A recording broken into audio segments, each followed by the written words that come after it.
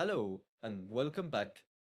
It has been a very long time, almost a year since I made a tutorial, but for today's video we're going to start with the new Flux Kontext. And basically I made a workflow which covers everything from text to image, image to image, and image to image with a couple of images.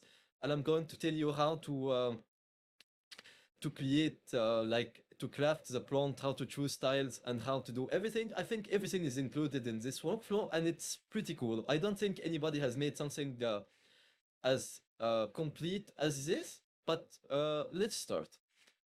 At the beginning, you will find every model to download. After you download the JSON file, you can just drag and drop. After you drag and drop, you will find the missing nodes. To install the missing nodes that this workflow uses, it's not lots of nodes, but maybe like you have like this SK bundle, which is an amazing one. You have Comfy Roll, you have the RG3. So such basic stuff, you can come just to the manager, open the manager, and come here and install missing custom nodes. And you can find all of the nodes here and you can just install. And after you install all of them, you can just restart and you're gonna find the workflow working. For the next step would be downloading the models. And to download the models, I just copied the model links. This is from the default context flux workflow. So basically you just download like those models, this one and the VAE and the text encoder. I use a smaller one. No need to download like this bigger, this FP16. You can also download it from here if you want to go to model manager and just T5X. Yes, you can just download this one, which I already have, but it's up to you. So it will just take a couple of minutes to install the nodes and download. And after that, you're gonna see like a couple of groups. I have, first of all, the controller group. This group is to control to control the whole workflow. So basically you have like the image to image controller, which you can just close, turn off and turn on. If you want to have like image to image, you just make those two options on. If you want to just make it text to image, you just close this. For this one, you have like the user input where you put your input, whether it's text to image or image to image. And here you have like some styles. So if you want to line art, cyberpunk, pixel art, serialism, and so on and so forth, you can just choose custom here. But if you want to go with default or no style, you just choose this one and control the style from the prompt. And here, number of reference images is basically, let's make it 2, for example. Basically here, I have made like for image to image, you can add up to 3 reference images, which are those. So if you want to add just one image, you just press 1. But when you press 1, even if you add images here, you're gonna only use this one. If you have 2, so basically you're gonna have those 2. If you write 3, so basically all of the C images will be referenced when you write the prompt.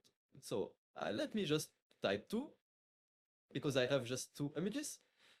And for the last one is the resolution controller. So basically if you want an image for like 1 megapixel, like square, landscape, portrait, if you want it portrait, the most important thing is just like you make it like on flare preview, which is here, make it true. If it's not true, it will be landscape. For here, this is like the image to image group, which is basically controlled by this controller.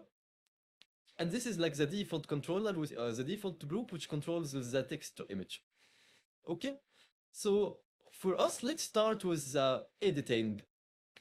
If you want to edit an image, basically you just load an image here. Maybe you want just 1 image, 2 image, whatever you want. And you just write the number of images. We can have up to 3 in this workflow. You can just increase it and add it here, like as image stitch. So you just another image stitch and plug it in. So basically, if you want to make 4, let's say, you just come here, take this one, and you can add another load image, for example, and make it here. And you can just plug it, for example, here. Input 4, and when you choose, you just make this one 4. Okay, cool, but for the sake of simplicity, I just made like 3 images. Okay, so basically I generated a chicken image and I just downloaded like a Ray-Ban sunglasses just to have some fun, just to push the limits of what we can achieve with Flux Kontext.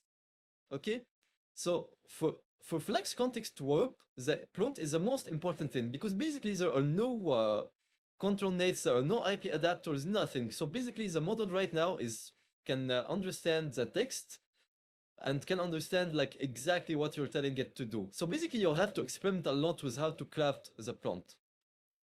So lots of times if you write like a prompt which is not good, sometimes it just splits the image. So you can find like a chicken and then like next to it the glass, and then like the glass is like getting into the chicken, which can be like not very good. So basically when you try to write a prompt, this is the most important thing, is try to give it an exact directions on what the image should be and what should be done in the image. Like just don't try the prompt. No, give it instructions. So basically, for this type of image, I just wanted to have some fun. So I wrote, make this chicken in cyberpunk nightclub surrounded by hot party girls while wearing these sunglasses with reddish and cyanish color palette for the scene. This one wasn't so good, but the previous one was good. Yeah, but here we have the girls, we have the chicken, we have the sunglasses. Sometimes it creates like weird results, but most of the time it's very cool. Okay, let's try something else. Like I didn't try this before, but let's say for experiment I did was like, okay, can you add like the chicken to the image of the belly dancer and make the chicken wearing the dancing clothes while dancing with a belly dancer and change the image style to anime. So I did something very different this time. First of all, I told it to take the chicken and add it to the belly dancer. So basically, it will mix the two images into one. I didn't specify the environment, actually, but basically it will mix the two images somehow. You can specify the environment, but I didn't in that use case. But what I did specify is I did specify after it mixes the two images, it changed the style. So let's see what will happen if I press skip. And also remember, I have like just two images. If you want to add like more references, like maybe a chicken and a crocodile, you can just add the crocodile and make this 3. Okay, the belly dancer is the exact same belly dancer and change it into like anime style, but it added it to the chicken environment. Super cool. Maybe we can just try. Flux Kontext also understands text to image very good. So let's first save this image. Okay. And for example, with Flux, sometimes some models struggled with styles. So here, maybe I can just try like a pixel art style. And let's try, for example, right here, Mona Lisa. Okay, let's see how the Mona Lisa, but at the same time, it's super cool. Like it creates like this pixelated effect. You know, it's like not everybody does it. Like let's try Donald Trump. Cool. So basically, I think that's it. If there is any question, please join my Discord. Also, I've released like a startup called Arcade AI. It has like some enhancers, some upscalers, some 3D generation. Like you have lots of stuff. If you want to support me, please join my Discord, and you can maybe sign up to Arcade or subscribe or join. Also, we will be releasing soon like a new couple of AI startups which can be really cool and will be really creative. Thanks a lot for watching the video and see you soon. Bye.